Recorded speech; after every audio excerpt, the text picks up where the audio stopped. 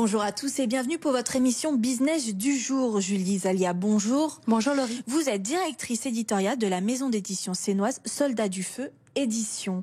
Aujourd'hui, vous venez nous parler d'un livre qui s'appelle Les Lettres de Notre-Dame, qui a été écrit par Chloé Michaud, donc ce livre-là.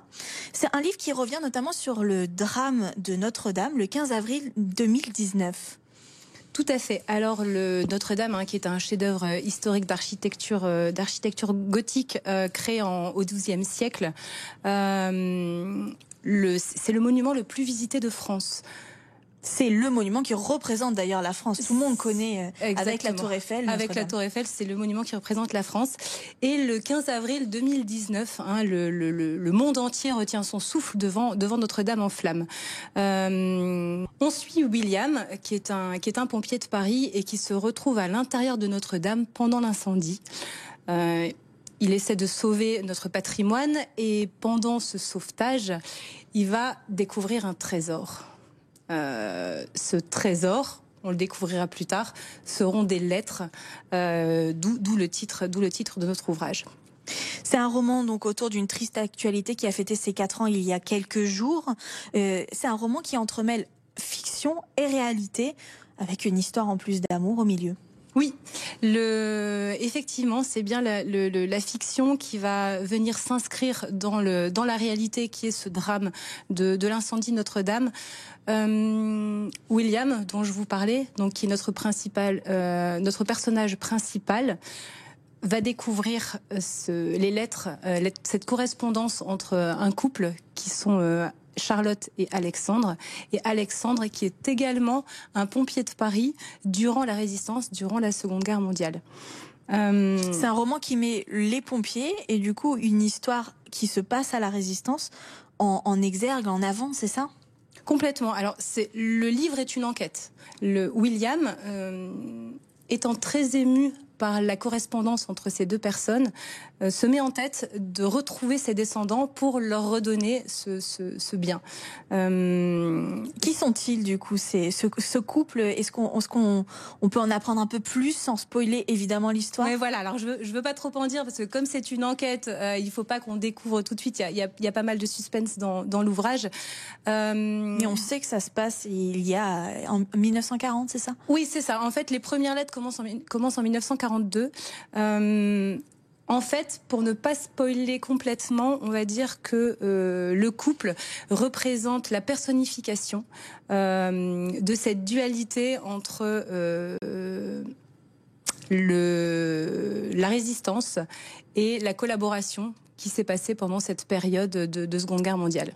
C'est un roman donc d'amour entre fiction et réalité, mais avec quand même une idée centrale, quelque chose de central qui est d'ailleurs au cœur de votre maison d'édition, c'est le pompier. Le pompier reste malgré tout l'élément majeur de ce livre. Le pompier reste l'élément majeur puisque déjà nos personnages centraux sont tous les deux pompiers. Le livre débute avec l'incendie de Notre-Dame, donc les pompiers qui éteignent ce monument. En fait, la cloche de Notre-Dame a sonné pendant quand la France a été libérée pendant l'occupation. Ils ont fait sonner les cloches de Notre-Dame. Donc il y a vraiment une cohérence entre la Seconde Guerre mondiale, entre le Notre-Dame et les pompiers.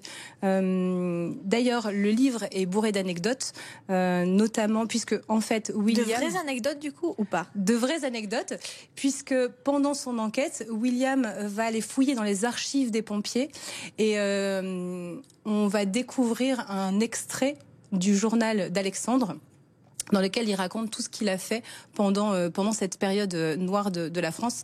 Et donc notamment une anecdote qui peut être intéressante, il va nous parler du capitaine Sarniguet, qui fut un vrai résistant, donc pompier, pendant la Seconde Guerre mondiale. Et ce capitaine a été emprisonné pendant 18 mois, puisqu'en fait, il faisait passer des prisonniers en zone libre pendant cette période. Ensuite, il y a aussi une anecdote qui est très sympathique, c'est que en juin 40, les nazis ont obligé le capitaine Sarniguet à aller décrocher le drapeau français de la Tour Eiffel. Donc il tient sa revanche le 25 août 1944, puisqu'il va reprendre ce drapeau français et aller le réaccrocher en haut du monument. C'est un roman qui s'inscrit dans une nouvelle collection de votre maison d'édition, une collection qui s'appelle De feu et d'encre. Oui. Quel type de livre on va trouver, quel type d'ouvrage dans cette nouvelle collection? Alors Soldats du feu édition, c'est une maison d'édition qui existe depuis presque 20 ans maintenant.